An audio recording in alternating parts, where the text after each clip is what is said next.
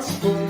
I was born to preach the gospel, and I sure do love my job. Yeah. Ooh. I was born to preach the gospel. I was born to preach the gospel. I was born to preach the gospel, and I sure do love my job.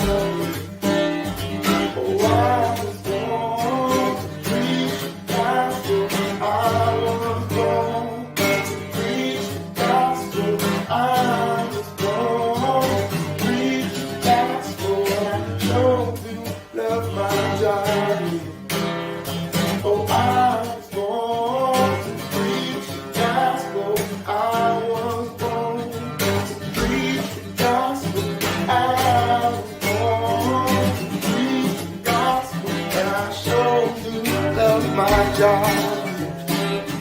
Oh, I was born to preach the gospel. I was born to preach the gospel. I was born to preach the gospel. And I sure do love my job. Yes, I sure do love my job. Yeah. Oh, I really love my job.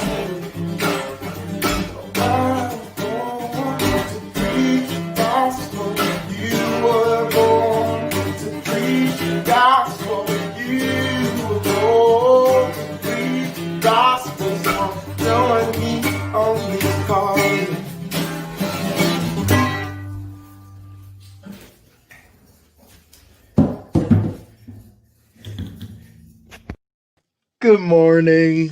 Good morning. Happy Friday. Come on.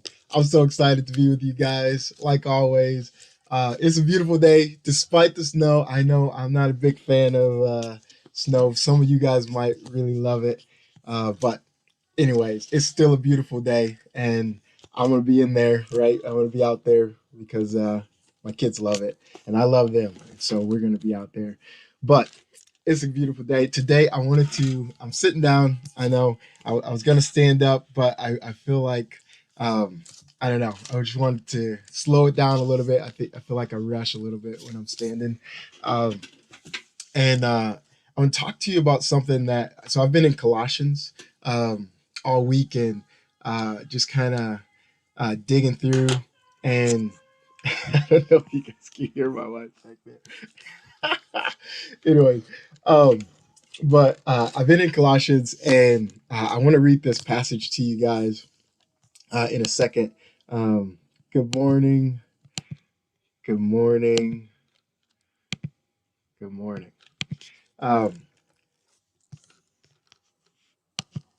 Yeah. So I want to read this passage to you guys. It's Colossians 2, and we're just going to read the first 4 verses.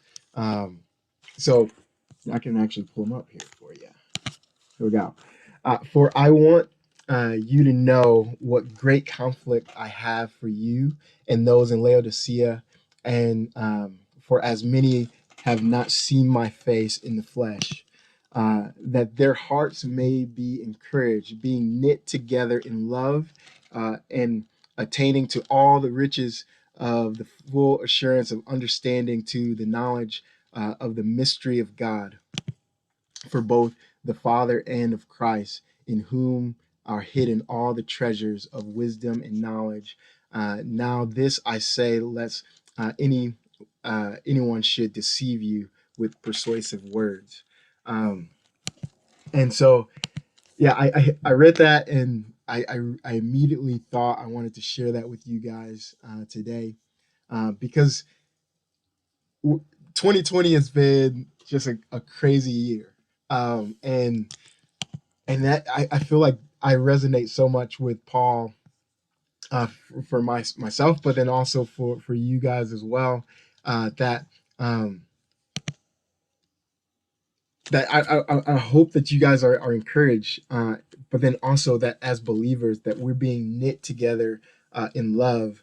But one of the things that really stood out to me was this attaining to all the riches of the full assurance of understanding, right? Like getting this So a lot of times we build up these lives of faith, right? And Pastor Tom has been talking about this, for a couple Sundays and throughout the Bible studies, how a lot of times we put our faith in faith, right? And we might not ever know that our faith is in our faith until a year like 2020 comes around, and we actually have to lean on that faith, right? And sometimes we find that it's a lot stronger than we thought. It's a lot stronger than we anticipated it to be. But then other times it's like, wow, I don't know. Like I'm questioning. I don't know. If if this is real, right? Like if this is just something that I made up in my head. And so, like, my prayer for you guys is that you do have these treasures, or these like pillars of faith, if you will. And I was reminded of, you guys remember the story in John 9, where Jesus spits on the ground and he heals this blind man. He puts it on his face. Um, hey, good morning. Welcome. Um, and he heals this blind man.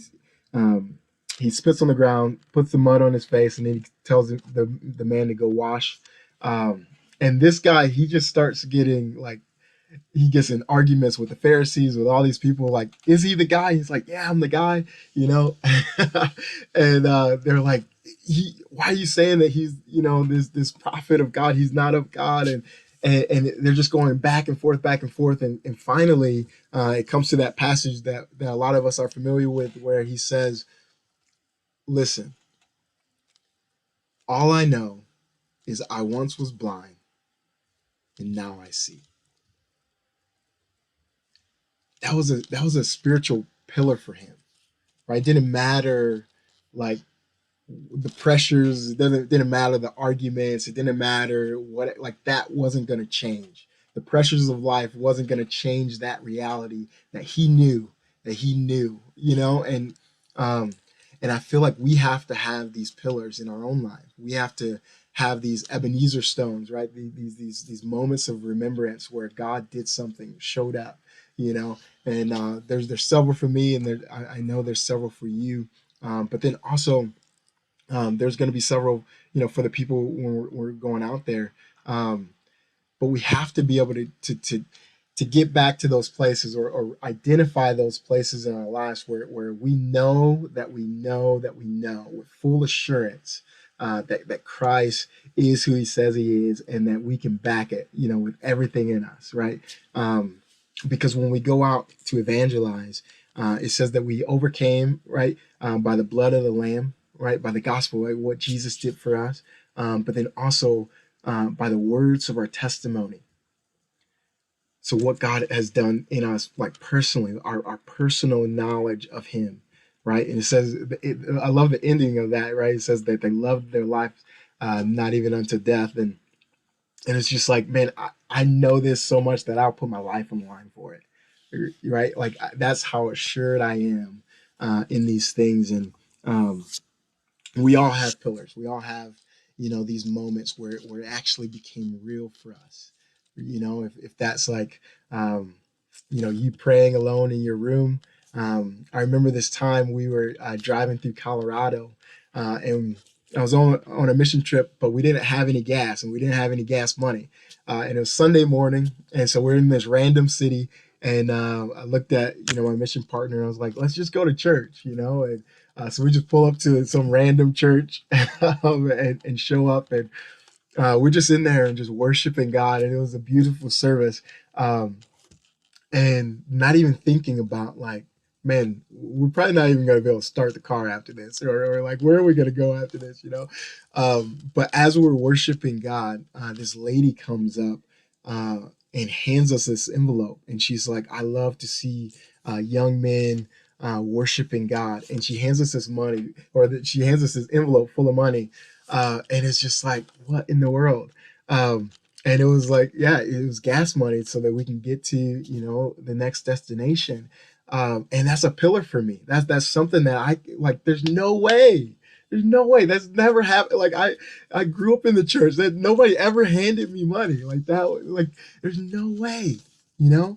And And so today, I just want to encourage us to find those pillars, to identify those pillars in our lives, that we can if we go out and we have a tough conversation, or we have, you know, um, somebody kind of saying, "How can you believe? How can you actually believe there's a God, that's orchestrating all this stuff?" And you can say, "This is what I know.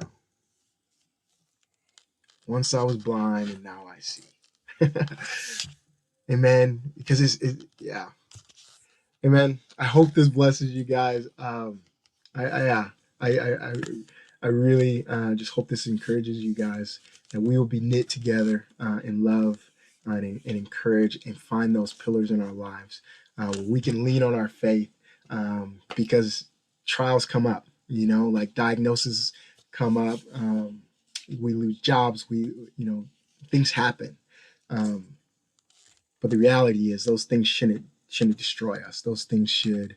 It's in the valley where we're called to draw the closest to God, right? In Psalms 23, it's like, um, he leads me in the path of righteousness. It's like the first three verses. It's like it's he. But then he gets in, verse 4, and it says, "Yea, though I walk through the shadow of the valley of death, you are with me." He changes it. He makes it personal. Now I'm talking directly to you. So in the valley is where we draw the closest to God, where our faith is strengthened, and our faith is built up.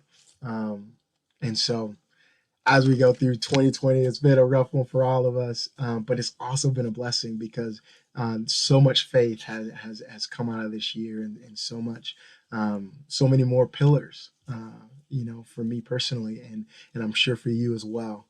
So I hope this encourages you guys. Um, yeah, love you guys so much. Oh, thank you. Love you guys so much. Until we meet again next Friday.